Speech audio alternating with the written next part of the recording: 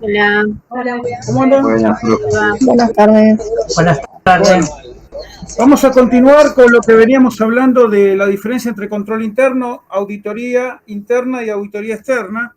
Habíamos comenzado diciendo que el control interno era un proceso. En realidad, tanto el control interno como las auditorías son procesos, los dos.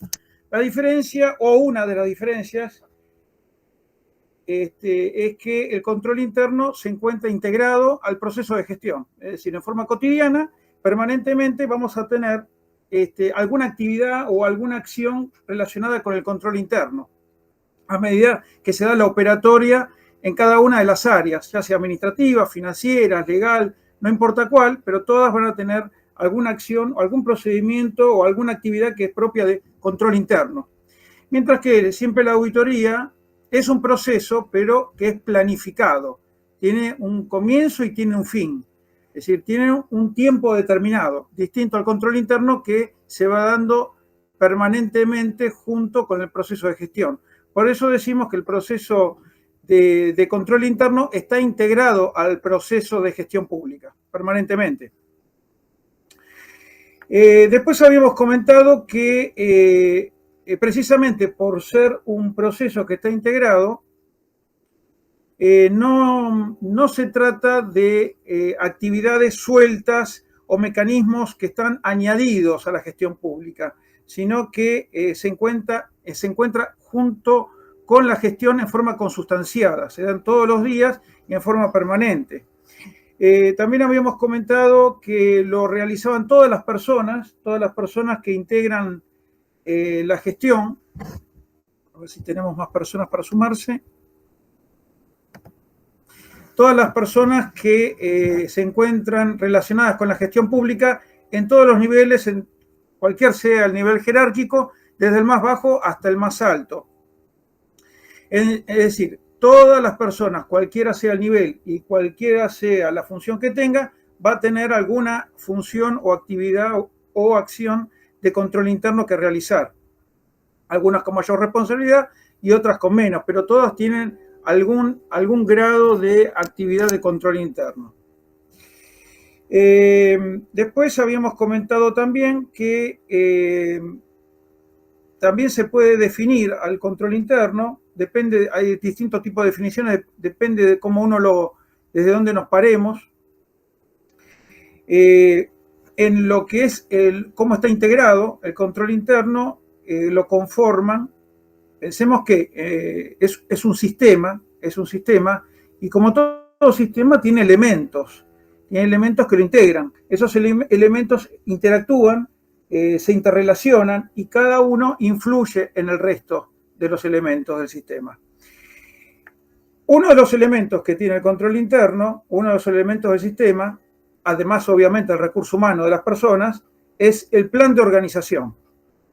Es muy importante el plan de organización porque ahí entonces se van a encontrar los objetivos, las funciones que va a tener cada una de las áreas también. Lo mismo que los distintos métodos y procedimientos también que van a tener las instituciones o los organismos, también van a conformar parte de este sistema de control interno. Siempre el control interno tiende a cumplir con determinados objetivos. Esos objetivos, entre ellos, está el de promover operaciones, las operaciones que se realizan en cada área, que esas operaciones sean eficientes y sean eficaces. Lo mismo también que los productos o servicios que sean de la calidad esperada. Entonces, el control interno, piensen el ejemplo que decíamos la vez pasada, que habíamos puesto el ejemplo del hospital público, lo mismo también de la policía de la ciudad. Entonces, que esos productos, llámese medicamentos en el hospital público, entonces que sean de la calidad esperada. Precisamente el control interno busca eso. Ese es uno de los objetivos. Entonces, que esas operaciones o que esos productos o elementos, ¿no es cierto?, que se van a utilizar, sean de la calidad que se espera, ¿no es cierto?, de acuerdo a lo planificado. Lo mismo también con los servicios, de la misma manera, que sean de la mejor calidad posible y que, por supuesto, en definitiva, tienen que satisfacer las demandas y las necesidades públicas. Por otro lado, también el control interno tiene como objetivo preservar el patrimonio, cuidar el patrimonio público, lo mismo que los activos. Entonces, preservar, salvaguardar, ¿de qué? De todo tipo de irregularidad, despilfarro también, puede haber abusos, mala gestión, errores, es decir, o fraudes o irregularidades. Por eso puede haber de dos tipos. Puede haber dos tipos si lo podemos dividir en dos tipos de acciones, ¿no es cierto?, que pueden ir contra el patrimonio público. Unas que son intencionales y otras no intencionales. Dentro de las intencionales tenemos los fraudes, las irregularidades, los abusos, ¿no es cierto? Y por el otro lado, no intencionales puede ser el despilfarro, gastar más de lo que corresponde, pero por falta de conocimiento, falta de idoneidad, ¿no es cierto?, para la función. Entonces se utilizan mal los recursos materiales, los recursos tecnológicos, y se provoca un desgaste o un despilfarro, un uso que no es el correcto, que no es el adecuado o el apropiado para la función. Entonces, ese sería otro de los objetivos del control interno, preservar el patrimonio, cuidar el patrimonio, salvaguardar, y lo mismo que los activos también, ¿no es cierto? Siempre depende del lugar donde estemos. Estamos hablando de lo que es la policía, bueno, todo lo que tenga que ver con equipamiento tecnológico, equipamiento material, los vehículos, los equipos que tengan de defensa, los chalecos, lo mismo también que las armas. Entonces, todo es patrimonio. Lo mismo el ejemplo que habíamos dado en algún momento de los museos, también el patrimonio cultural de la ciudad. Y así depende el área donde nos vayamos a parar. Entonces, siempre vamos a encontrar algún elemento patrimonial de la ciudad que hay que salvaguardar y cuidar. Lo mismo también otro de los objetivos que tiene el control interno es cuidar de cumplir con las leyes y las reglamentaciones. Esto es en sentido amplio, ¿sí? Es decir, normas en sentido general que abarca todo lo que es cumplir con leyes, decretos, resoluciones, disposiciones, en sentido amplio, lo normativo. No solamente leyes que salgan de la ciudad, sino en sentido amplio. Todo tipo de norma, inclusive cláusulas contractuales. Lo mismo también las cláusulas de los pliegos. Cuando hablábamos de contrataciones los días viernes, bueno, que vemos pliegos de bases de bases y condiciones generales y particulares, lo mismo que los contratos también que lleva adelante el Estado, bueno, son también normas que hay que cumplirlas, ¿sí? Tanto del lado de los particulares, de los contratistas, proveedores, como también de parte del Estado, ¿sí? Quien esté a cargo del área contratante.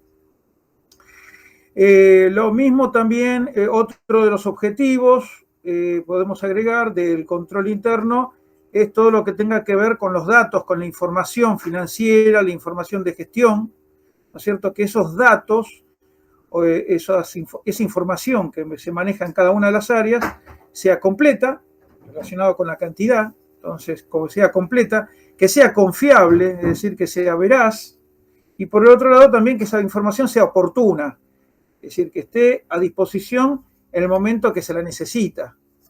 Entonces, repito, completa la información, confiable y oportuna, que tenga que ver con el tiempo, la veracidad, la cantidad y el tiempo. Entonces, estos son objetivos que son fundamentales y que son los que persigue el control interno. Lo mismo también podríamos agregar todo lo que sea que se logre el cumplimiento, lograr el cumplimiento de metas y objetivos planificados, que tiene que ver puramente con la gestión también eso, es decir, todo lo que estuvimos viendo de planificación estratégica en su momento. Entonces, que esos objetivos que fueron planificados en forma previa a comenzar la gestión del ejercicio, entonces que esos objetivos y metas se cumplan, se alcancen, ¿sí? Que se cumplan y se alcancen los resultados propuestos. Y lo que también busca el control interno es que el personal, ¿sí? todo el personal que integra la administración, cumpla y se adhiera firmemente a las políticas que se establezcan, políticas en lo que es lo operacional, políticas administrativas, que eso lo encontramos fundamentalmente en los manuales de procedimiento, en las reglamentaciones que hay internas en cada una de las áreas. Bueno, tiene que ver eso también con las políticas operacionales. Entonces, ahí podríamos ver que hay un doble juego, porque por ahí entraría tanto lo que es el cumplimiento normativo, pues el cumplimiento también de los manuales y las reglamentaciones, pero también el cumplimiento de las políticas que se establecen en materia operacional y en materia administrativa para cada área. Es muy importante porque también está relacionado a su vez con la planificación. Siempre también, y también es motivo de objetivo del control interno, lo relacionado con la obtención de los recursos y que esos recursos se obtengan al más bajo costo posible, pero sin alterar la calidad esperada. Eso también es muy importante y es uno de los objetivos que persigue el control interno. Cuando hablamos de control interno y en sí como sistema de control interno, la estructura en sí está conformada a su vez por componentes. Esos componentes, que son 5, que hacen al control interno, también van a estar interrelacionados también a su vez. Uno de esos componentes... Profesor, discúlpeme, fíjese si tiene una alumna en espera. Vamos a ver.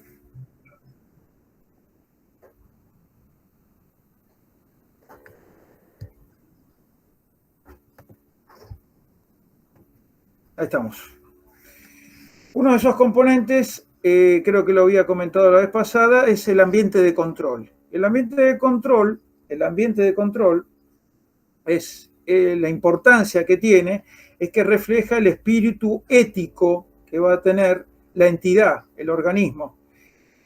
El espíritu ético, y cuando hablamos de espíritu ético me estoy refiriendo a comportamiento, ¿sí? Tal cual como lo vimos en ética, todo lo relacionado con lo ético o lo moral está relacionado con la conducta humana y con el comportamiento. Bueno, acá exactamente pasa igual. El ambiente de control está relacionado con eso, con ese espíritu ético que tiene que reinar en la organización.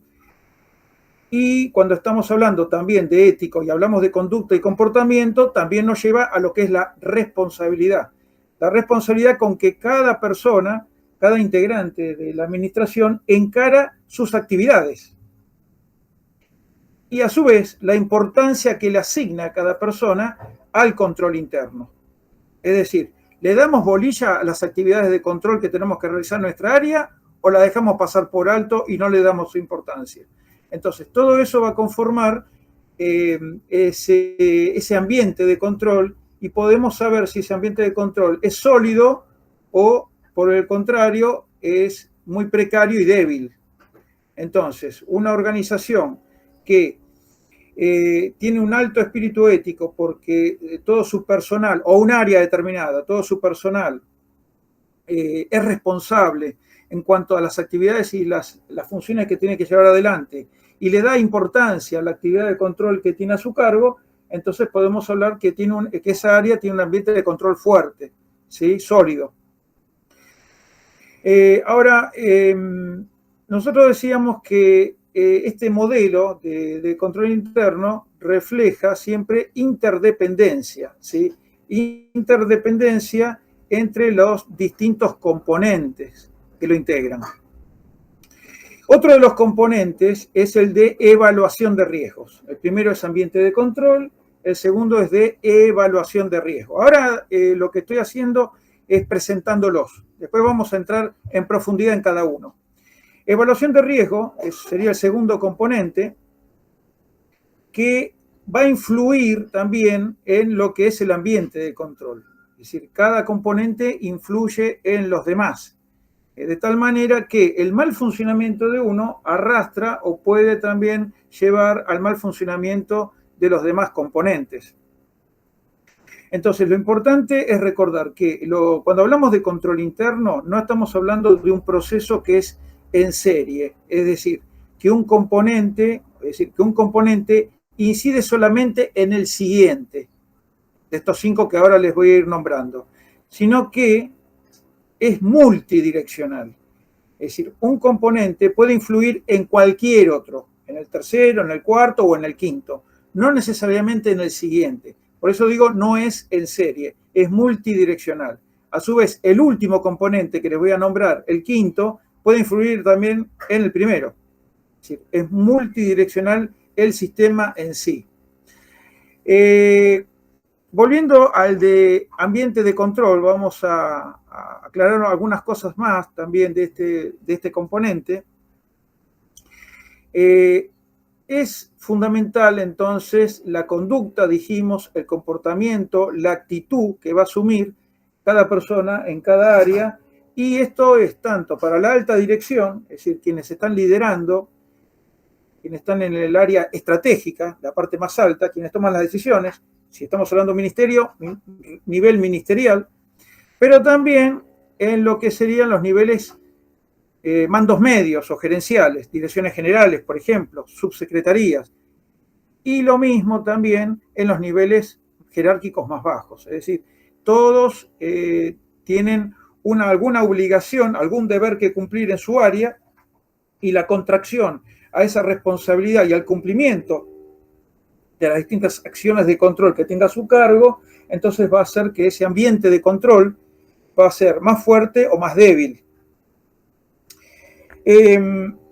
Ahora, todo esto impacta siempre en el establecimiento o en el fortalecimiento o debilitamiento de las políticas y procedimientos efectivos de la organización.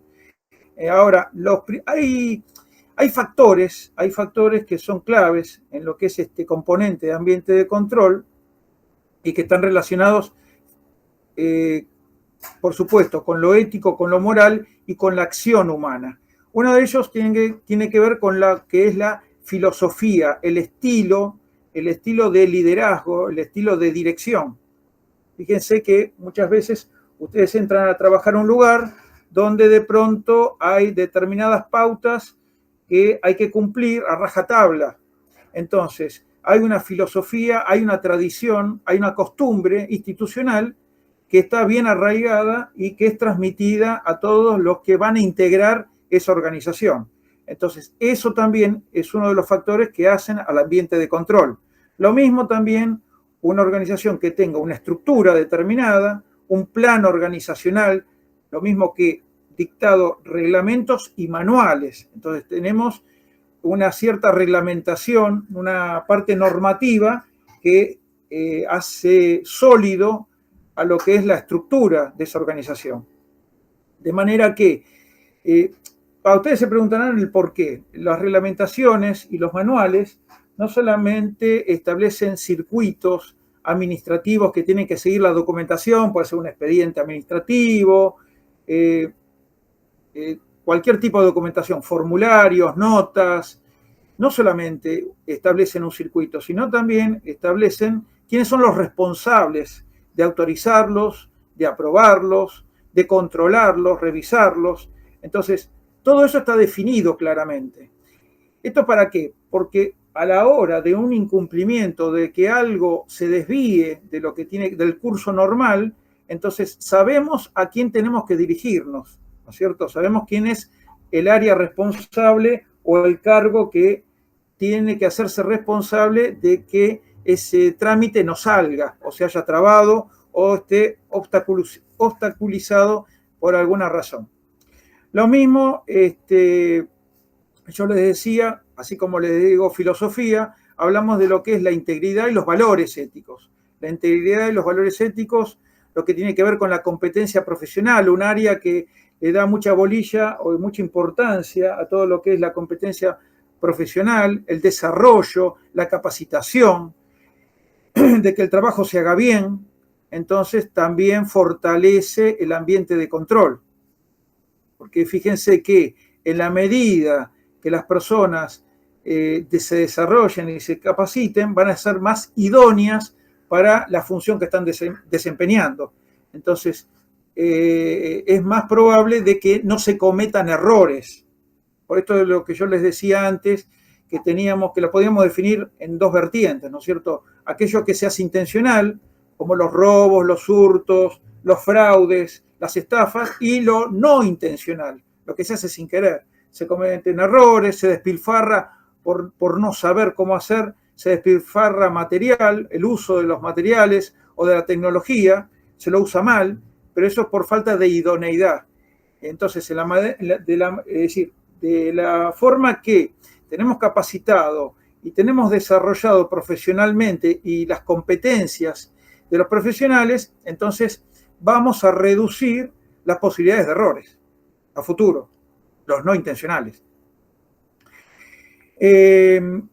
Otra de los factores también que fortalece el ambiente de control tiene que ver con las formas como se asignan las responsabilidades. ¿Quién las asigna? Teniendo en cuenta qué cosas de las personas que van a tener responsabilidades. Entonces, todo eso, en la manera que esté definido, también fortalece el ambiente. Lo que les decía también está relacionado con el desarrollo también personal. Siempre lo mismo que comentábamos recién de los manuales y reglamentos, lo relacionado con la documentación. No hace falta que esté en papel, puede ser digital, pero que esté documentado, que exista algo, un documento digital, repito, o en papel, pero un documento donde estén definidas las responsabilidades que va a tener cada área, que va a tener cada cargo, que va a tener cada agente, ¿no es cierto?, que tenga algún grado de responsabilidad en una tramitación determinada, y que todo eso esté documentado, es decir, que esté aclarado cuáles son las funciones que va a tener. Es decir, lo mismo que todo lo relacionado con la formulación de programas que contengan metas, objetivos y los indicadores de gestión. Entonces, metas, objetivos, indicadores, tiene que estar documentado. Por eso también es muy importante lo que decíamos al comienzo de la materia, lo relacionado con la planificación estratégica, donde se definen las metas y los objetivos.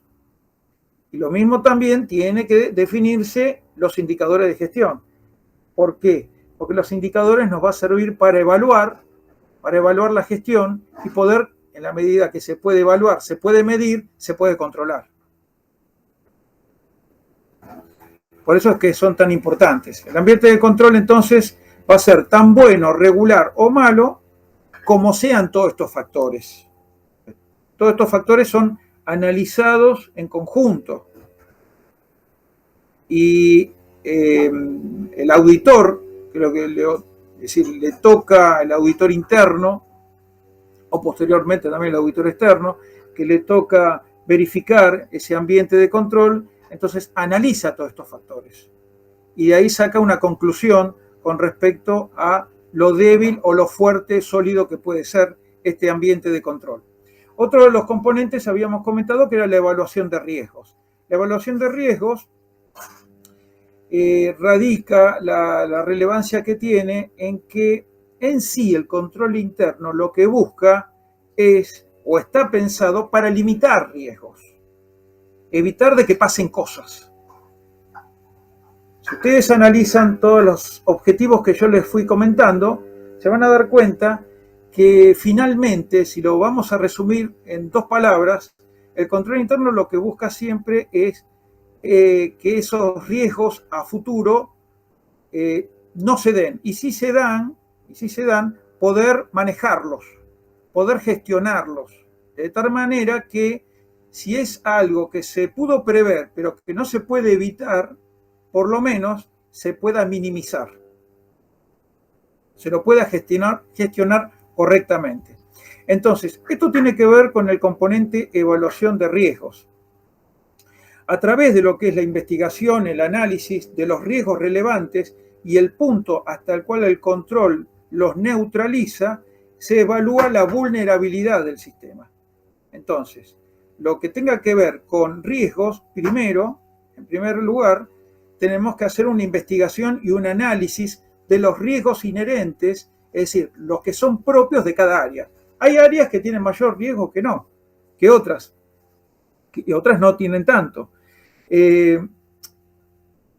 Cuando hablamos de los museos, por supuesto que áreas donde tenemos documentos históricos, donde tenemos determinados elementos que pertenecieron a próceres, por supuesto son áreas muy, muy críticas y sensibles que pueden dar para robos, hurtos, y otras áreas, por ejemplo, donde no hay presencia de elementos culturales, obviamente los riesgos son mucho menores. Entonces, todo esto hay que analizarlo. Piensen también en áreas donde se maneja dinero en efectivo, donde se manejan cheques, donde se maneja documentación, datos de las personas. Entonces, todo eso hace que los riesgos aumenten y sean consideradas áreas críticas, áreas sensibles, y tenemos que establecer y obviamente controles internos para esas áreas con mucho mayor detalle y buscar que esos controles que se van a implementar neutralicen esos riesgos potenciales. Y de esa manera lo que terminamos haciendo es evaluar también la vulnerabilidad del sistema.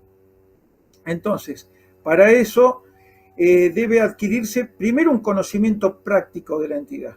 Primero tenemos que tener un conocimiento claro y práctico de la entidad y los componentes de manera de identificar cuáles son los puntos débiles, las áreas críticas, las áreas o los factores críticos, las áreas más complicadas, ¿sí? Es elaborar un mapa de riesgo. Habrán escuchado el tema de mapa de riesgo en lo que tenga que ver con la delincuencia. Vieron que hay barrios que son más complicados que otros. Dentro de un mismo barrio también hay cuadras que son más complejas que otras porque no están bien iluminadas, porque hay poco movimiento de tránsito. Es decir, hay factores que hacen que los riesgos sean mayores. Bueno, de la misma manera, ese mapa de riesgo que de pronto hace la policía en los distintos barrios, lo mismo también en un control interno, en un área, también se hace un mapa de cuáles son las áreas más complicadas y dentro de cada área también cuáles son los trámites, las transacciones, las operaciones, los circuitos que son más complejos por donde tramitan información o puede llegar a provocar algún tipo de riesgo en el patrimonio también del Estado, ¿no? No solamente de las personas, sino también del Estado. Es decir, tenemos dos tipos si se quiere, de patrimonios también que tenemos que cuidar, no solamente del patrimonio del Estado, también el de las ciudadanas y ciudadanos, porque pensemos que quienes están haciendo trámites, puede ser en AFIP, en ANSES, en distintas instituciones, vuelcan un montón de información y datos sensibles particulares, ¿sí? de todo tipo, personales, financieros, económicos. Entonces, es muy importante también cuidar ese tipo de información de las personas. Ahora, una vez que se identifican los riesgos, tenemos que también analizar aspectos, de distintos aspectos. Uno de ellos tiene que ver con estimar la importancia y trascendencia que va a tener, ¿sí? ¿Cuál es la importancia y trascendencia de ese riesgo? Es decir, estamos hablando de un riesgo alto, un riesgo que es importante, ¿sí? Para eso vamos a tener que tener en cuenta que de ocurrir ese evento adverso, ese evento que es el no querido, de ocurrir ese evento, ¿cuál sería el daño? ¿Cómo impactaría? ¿Cuál es el daño que daría como resultado? Entonces, todo eso nos va a dar, de esa evaluación y ese análisis, nos va a dar la importancia y trascendencia del riesgo. Entonces, si estamos hablando, ejemplo, de que se roben, a ver, ¿cuál es el riesgo? Que se roben, ¿qué? Supongamos, que se roben dinero de la caja o que se roben servilletas de arriba de una mesa, ¿sí? Servilletas de papel. Entonces, ¿cuál es el riesgo? Establecer cuál es el patrimonio cuál es el material o el elemento que puede ser robado y ahí establecer el impacto que va a tener, desde lo económico, desde lo patrimonial o desde lo financiero. Depende de lo que estamos evaluando, ¿sí? Depende si estamos en un banco, si estamos hablando de un banco oficial, si estamos hablando de un hospital público. Es decir, ¿cuál es el riesgo? ¿Sí? Y cómo impactaría si se da ese evento adverso. La otra evaluación que tenemos que hacer con respecto a los riesgos es la probabilidad de que ocurra, la frecuencia. ¿Cuál es la probabilidad? ¿Que ocurra todos los días? ¿Que ocurra una vez por semana? ¿Una vez al mes? ¿Una vez al año? No sabemos cuándo. Eventualmente puede o no ocurrir. Entonces, también evaluar el tiempo, es decir, la probabilidad y la frecuencia con que puede ocurrir ese evento adverso o no querido, o negativo, como lo quieran llamar. Y lo tercero sería definir el modo como nos vamos a manejar, cómo vamos a gestionar ese riesgo. ¿Sí? ¿De qué manera nos vamos a manejar frente a ese riesgo que pueda llegar a ocurrir? ¿Cómo lo vamos a gestionar? ¿Cómo lo vamos, es decir, quién lo va a tener que gestionar? ¿De qué forma? ¿De qué manera? ¿Quién va a ser el área responsable o la persona responsable? ¿Y cuál sería el procedimiento a llevar adelante en el caso de que ocurriera? Ahora, siempre es importante tener en cuenta para todo esto que en toda organización, en toda institución, se necesitan mecanismos para detectar y encarar el tratamiento de los riesgos. Ahora, por el otro lado, también hay circunstancias que pueden merecer una cierta atención, es decir, con mayor detenimiento, por el impacto potencial que pueden acarrear. Es decir, que hay determinadas circunstancias o condiciones o condicionamientos, como lo quieran llamar, del ambiente o del entorno, que pueden aumentar, incrementar los riesgos. Es decir, todo lo relacionado con cambios, modificaciones. Por ejemplo, redefinición de políticas institucionales. Si cambian las políticas, entonces hasta que el personal pueda claramente incorporar las nuevas políticas institucionales, tomar conocimiento, internalizarlas y que se cumplan, ¿sí? En la práctica, todo eso lleva un tiempo, desde lo que es la implementación, la incorporación, la aceptación por el personal. ¿Qué quiero decir con esto? Cuando las personas se acostumbran a trabajar de una determinada manera, el cambio, cuando se les cambia la forma de trabajo, los pasos o los procesos, cuesta la adaptación. Y en ese costar la adaptación, que hay un poco una resistencia, el ser humano se resiste a los cambios, es natural en el ser humano resistirse a los cambios, porque siempre nuestro cerebro está más cómodo en la situación de confort, en lo que ya conocemos. Entonces, cuando nos sacan de esa área de confort, donde actuamos en piloto automático, entonces adaptarnos a nuevas formas de trabajo, nuevos procesos, nuevos procedimientos, y nos cuesta. Hay un poco de resistencia y un poco de que cuesta.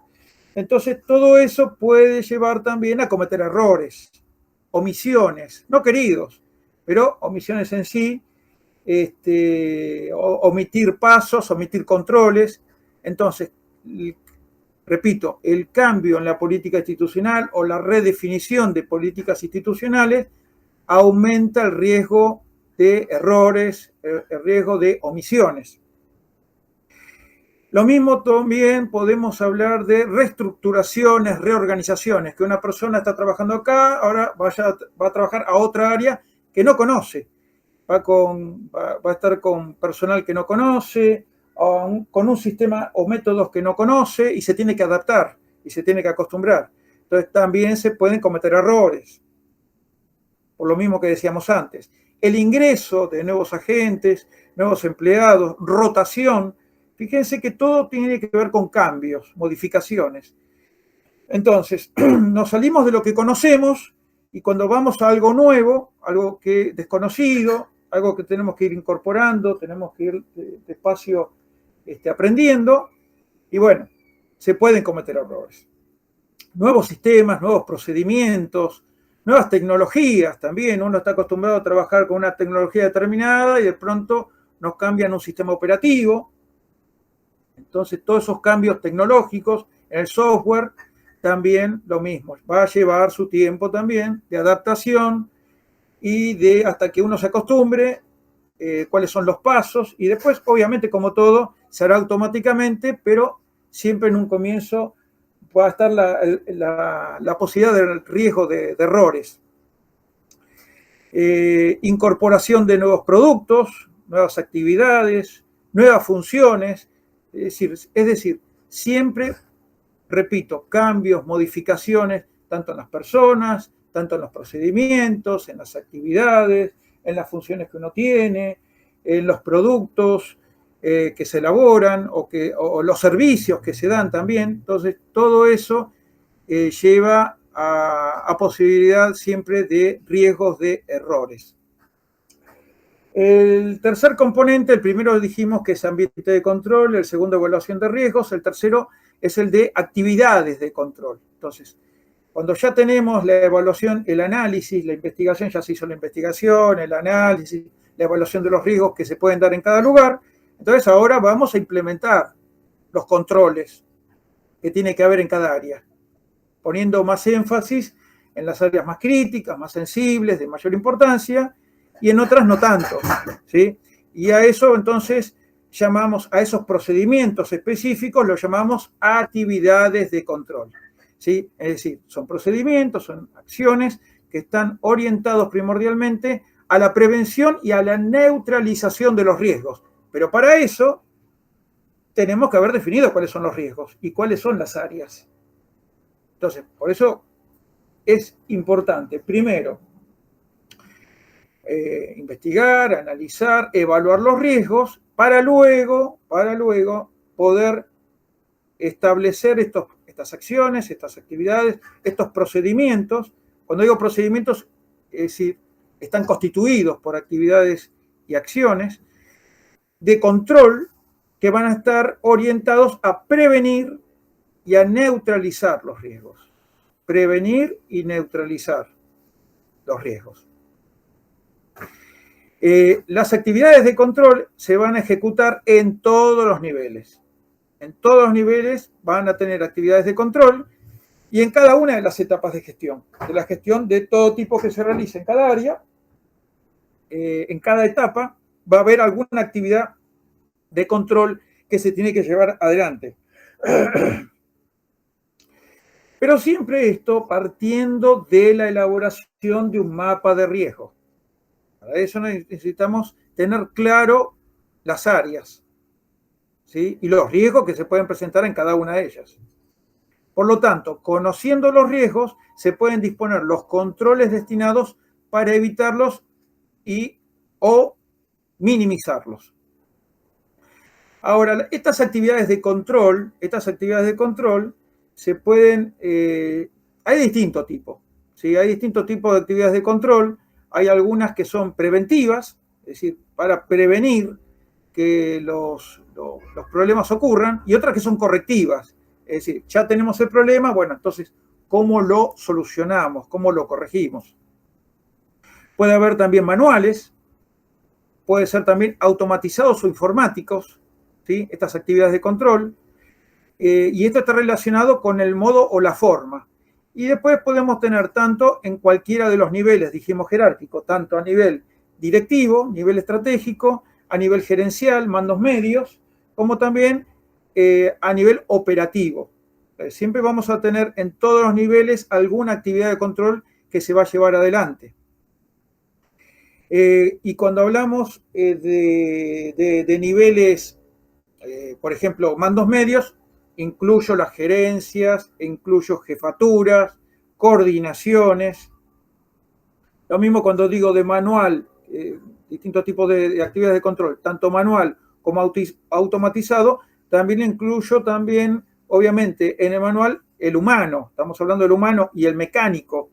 Ejemplo, cuando ustedes traspasan un molinete, ahí tenemos una combinación. Muchas veces hay una persona también de seguridad Entonces tenemos un control humano, tenemos un control mecánico, y cuando apoyamos la tarjeta tenemos un control también electrónico automatizado, ¿sí? Entonces muchas veces se combinan todos estos controles para saber quién entra o quién sale, sobre todo en lugares donde pueden llegar a darse robos o cualquier tipo de faltante de patrimonio del Estado. Bueno, vamos a dejar acá y continuamos en la que sigue, ¿de acuerdo? ¿Sí? Cualquier duda que tengan,